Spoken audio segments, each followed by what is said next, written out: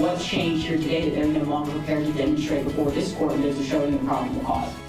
Coming up on News 3 today, 5 suspects in the mall shooting case face the judge for the first time. New developments could soon change the direction of the case. That's coming up. Plus, with back-to-school season right around the corner, what we know and what you need to know, plus how one school is welcoming a new chapter, coming up straight ahead. And we are getting closer to that weekend cool down, but once again today we'll find our high temperatures back into the mid to upper 90s. Good morning from WSAV, on your side. Now, WSAV News 3 today at 5:30. And a very good morning to you. It's Thursday, July 31st. I'm Ben Katko. I'm Kim Gusby. Thank you for joining us this morning on News 3 Today. Breaking overnight, one man is hurt in a shooting in West Savannah. It happened on Augusta Road. Police say the man is recovering with gunshot wounds to his legs. Meanwhile, if you know anything, you're asked to contact Crime Stoppers anonymously. That number 912-234-2020 or submit a tip on the Savannah Police Department mobile app. New information right now. 5 suspects tied to the deadly Oglethorpe Mall shooting were in court for the first time yesterday. But instead of moving forward, the case is now on hold. Prosecutors are changing their approach, working to build a gang-related case and say they need more time to do it. The judge gave the state 30 more days before their next pretrial hearing. Some defense lawyers worry adding a gang investigation to the original charges could affect the case. One of the suspects, Ajuan Hyman, had a lawyer who strongly opposed the delay. They had enough for the arrest warrants, and some of these defendants were already charged with felony murder in those original warrants. What's changed here today that they're no longer prepared to demonstrate before this court and those are showing a probable cause? The next hearing is set for the end of August, but with the Attorney General's gang task force now involved, some say an indictment could come sooner and skip the pretrial altogether. Meanwhile, the search continues for a 6th suspect connected to that shooting. Police are looking for 16-year-old Franklin James, who also goes by the name Franklin Washington. They say he could be in the Richmond Hill area. If you have any information about where he might be, you're asked to contact Crime Stoppers anonymously. Some new developments right now. The National Transportation Safety Board shared new details about a mid-air crash that killed 67 people, including 2 with local ties. Sam Lilly from Richmond Hill was the first officer on the American Airlines flight, and Staff Sergeant Ryan O'Hara, once stationed at Hunter Army Airfield, was the crew chief on the military helicopter. During that hearing, the NTSB showed some new video of the crash. It shows the American Airlines plane coming into land and the military helicopter called Pat-25. Investigators say the helicopter was flying higher than it should have. Tests show its altitude devices may have been off by about 100 feet. Is a possibility that what the crew saw was very different than what the true altitude was. Now, another concern is the route the helicopter was flying, which is also under investigation. Those hearings will continue through tomorrow. A stabbing last night on East Taylor Street in Savannah is under investigation. Savannah police say one person has been arrested, which happened inside an apartment building on East Taylor and Habersham Streets. Another man was hurt, but police say they have not commented on the severity of his injuries. 5:33 right now as you look live out there this morning, looking along the riverfront on this Thursday. Alyssa Carsley's here. She has your weather on the 3s. Alyssa, good morning. Hey, good morning, Ben. Once again, tracking temperatures in the 70s and the 80s. It's warm, it's muggy out there as we're tracking our last July morning. It's going to feel like a true July day from start to finish as we head throughout the afternoon. Back just above average into the mid to upper 90s. A few clouds will slowly increase after beautiful sunshine for the morning hours. Throughout the afternoon, turning partly cloudy as we look at that chance of rain to increase once again. Just back to an isolated rain shower here and there. The heat, the humidity still remains our main story throughout our Thursday at 97 degrees for your high today in Savannah, to 98 degrees in Hinesville, Glenville, as well as in Richmond Hill.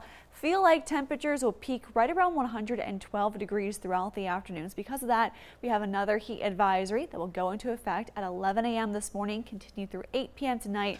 Outside those rain showers and thunderstorms again, looking at those high feel like temperatures for at least today into our Friday tomorrow. But of course, by the weekend, our focus is on that big cool down. I'll talk about that, plus the chance of rain that remains likely for Saturday and Sunday coming up in around 10 minutes.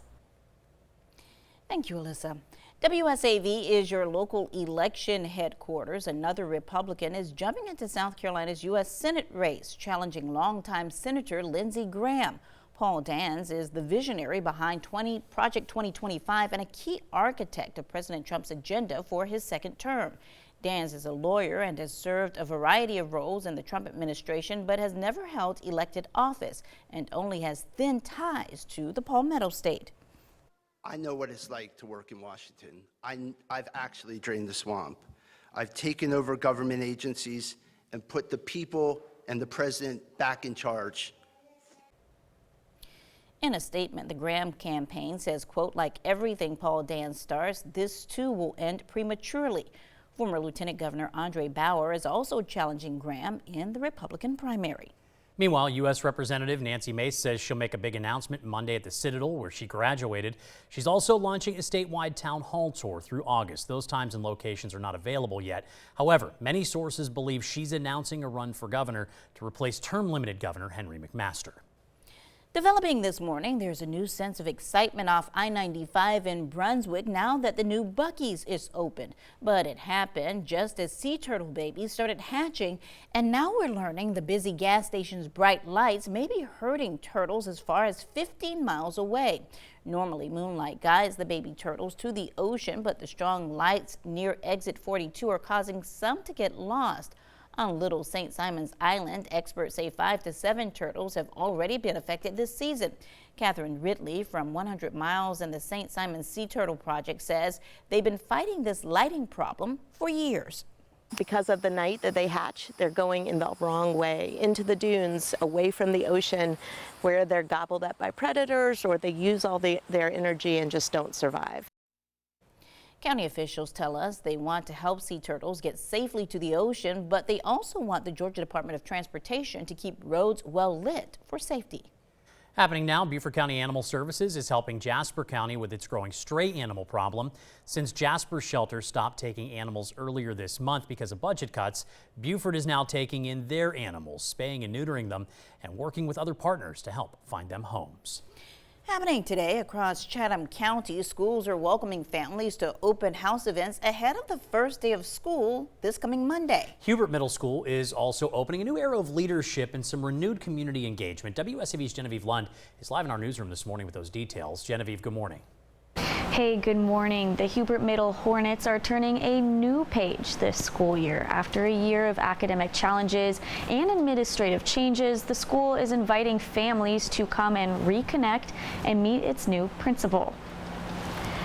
The open house and community resource roundup kicks off this afternoon. More than 20 community partners will be on site along with free food and school supplies.